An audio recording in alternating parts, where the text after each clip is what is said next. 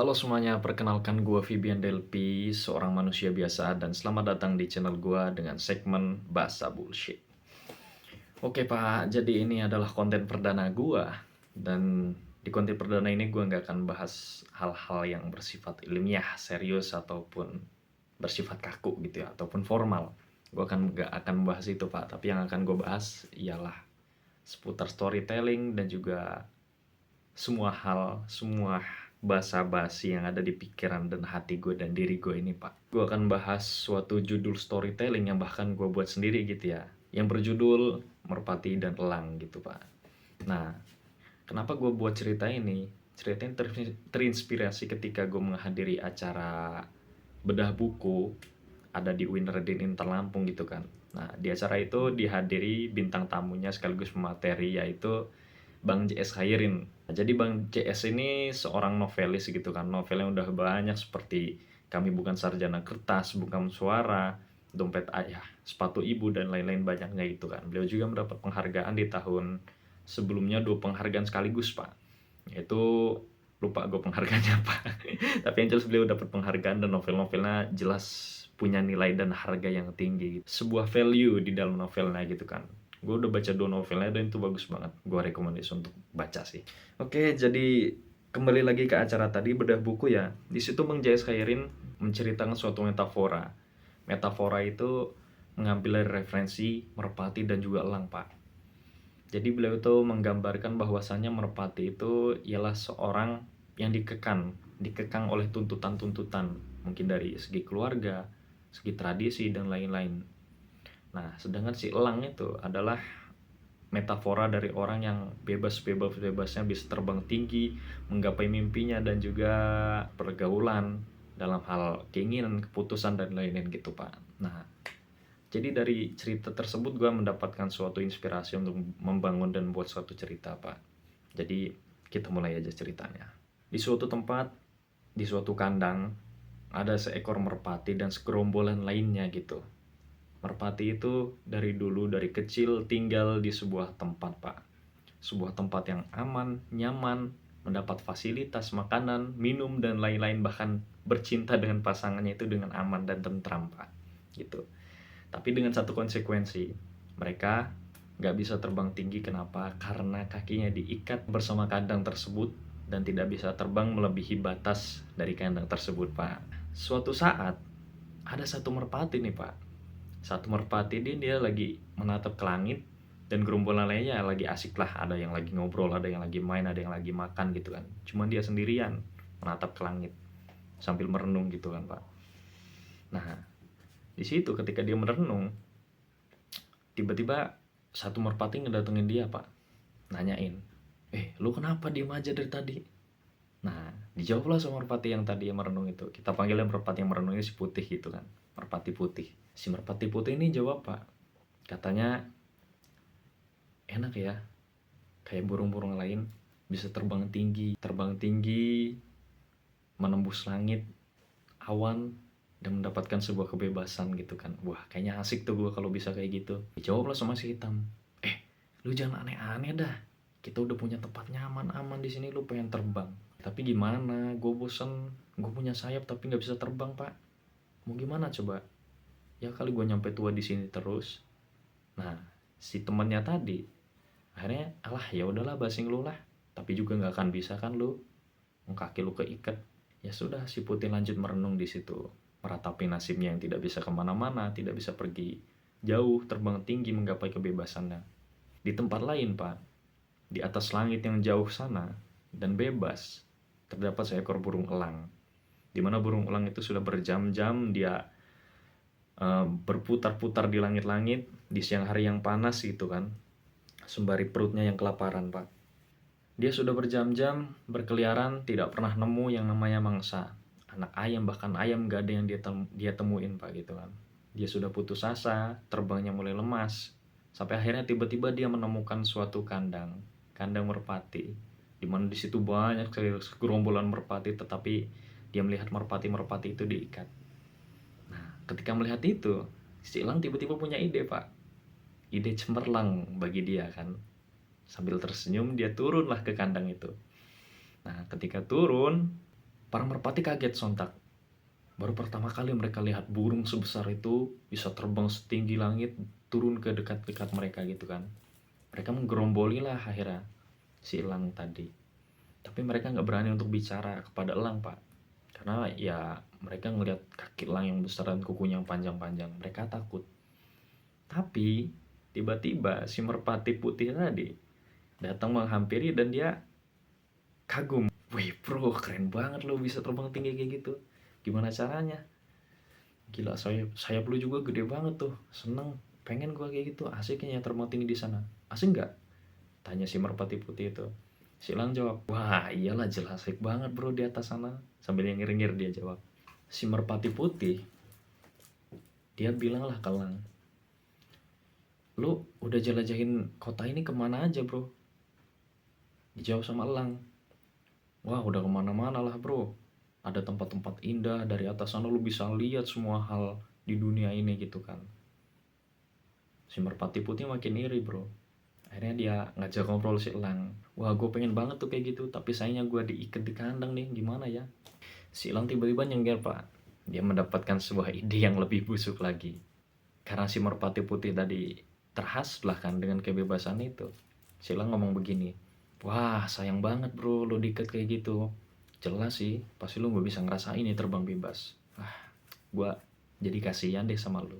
Si merpati makin iri ternyata. Dia jengkel sama ikatan yang ada di kakinya. Akhirnya dia minta ke elang, gimana kalau lo putusin tali ini dari gua? Nanti kita main bareng. Tawar si merpati tadi. Si elang seneng lah kan, makin seneng karena dia mendapatkan sebuah jalan untuk nafsunya gitu kan. Dalam hati dia bilang, wah bisa banget tuh bro, tapi ya kayaknya kalau kita berdua doang gak enak deh. Gimana kalau ajakin yang lainnya? Oh iya ya, yaudah coba gua ajakin dulu. Nah si merpati jalan ke gerombolannya, diajak-ajakin, tapi akhirnya deh pada nggak mau karena mereka takut gitu kan. Mereka jawab tidak dengan keraguan-raguan karena di sisi lain mereka juga pengen mendapatkan yang namanya kebebasan gitu kan. Nah udahlah si merpati balik lagi ke elang, gak pada mau. Udahlah gua aja kalau gitu, cepetan, gua udah nggak sabar nih pengen terbang bebas. Ya si elang mengiyakan dengan sedikit merasa kurang gitu. Ya sudah, akhirnya tali itu dilepas dan akhirnya merpati dan elang tersebut terbang tinggi ke langit, dan gerombolan merpati lainnya hanya bisa melihat dengan iri. Ketika di atas sana, si merpati merasakan sebuah dimana dia akhirnya bisa mencapai mimpi dia untuk bisa terbang ke langit, melihat seluruhnya yang ada di langit gitu kan. Akhirnya si merpati itu melihat ke sekelilingnya, tiba-tiba si elang nggak ada. Dia nyariin kemana-mana dan akhirnya dia nggak kepikiran, alah ya udahlah yang penting gue udah bisa bebas gitu kan. Tapi tiba-tiba ketika dia lagi menikmati terbangnya itu pak, si elang datang menyergap dia dengan cakarnya yang panjang dan juga sangat tajam. Disergaplah merpati tersebut dan dia akhirnya dibawa ke sarang elang untuk menjadi santapan. Sedangkan gerombolan merpati lainnya yang udah gak lagi melihat si merpati putih di langit itu kan, udah jauh dari pandangan mereka semua. Mereka dalam hatinya iri tanpa mereka mengetahui bagaimana nasib dari merpati putih tersebut. Dan tamat. Sebenarnya ini cerita remeh sih pak. Cerita ini gak terlalu kompleks dan juga ya masih banyak kekurangan sih. Jadi di situ kita mengambil kesimpulan pak, bahwasannya di antara 3 tokoh tersebut, 2 lah lebih tepatnya tuh tokoh, yaitu si merpati dan si elang, itu mendapatkan keuntungan dan juga resikonya sendiri-sendiri pak. Terutama merpati. Si merpati ya dia mendapatkan keuntungan di mana dia bisa terbang bebas, dia bisa menggapai mimpinya. Tapi keuntungan itu gak bertahan lama karena ternyata si elang itu punya niat busuk terhadap merpati tersebut pak. Dan si elang itu adalah yang paling diuntungkan di sini. Dia bisa mendapatkan makanan dengan cuma-cuma, gak perlu susah payah gitu kan. Ya juga netralnya adalah gerombolan merpatinya tadi yang ada di kandang yang masih terikat. Mereka netral, tapi mereka ada di ambang keraguan-raguan. Kenapa? Karena mereka tidak mengambil keputusan dengan secepat-cepatnya gitu. Padahal kalau misalkan semua merpati itu dilepaskan sama si elang, bisa aja ada merpati yang kabur, tapi bisa ada juga merpati yang ditangkap gitu pak. Nah, Pelajaran yang bisa kita ambil di sini, ini adalah sebuah metafora bagi gua. Kita ibaratkan merpati putih, elang, dan lain-lainnya itu adalah manusia gitu kan. Terkadang manusia itu susah untuk mengambil keputusan sendiri, Pak. Mereka masih punya tuntutan, mungkin dari orang tua, keadaan ekonomi, maupun tradisi keluarga gitu kan. Orang-orang yang mendapatkan tuntunan seperti itu, di mana mereka tidak bisa mengambil keputusan sendiri, itu gue gambarkan sebagai merpati putih. Tetapi merpati putih ini adalah orang yang punya ambisi yang besar. Akhirnya mereka memiliki keputusan sendiri, tapi dengan bekal seadanya, tanpa pengarahan dari siapapun. Akhirnya lihat, dia berjudi dengan keputusan dan kebebasannya sendiri. Dan akhirnya berakhir dengan tragis.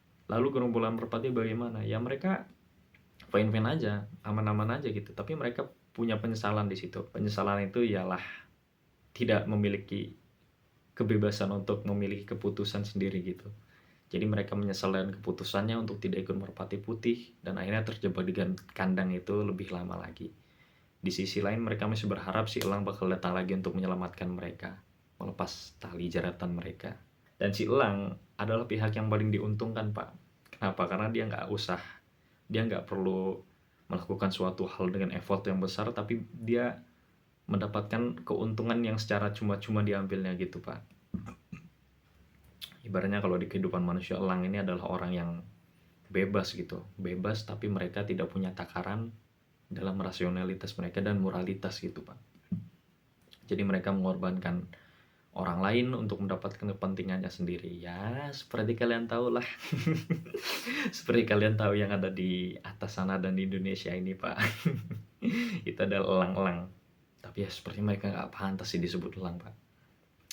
Ya disebut tikus lebih pantas ya. Tapi nggak boleh kayak gitu, nggak boleh.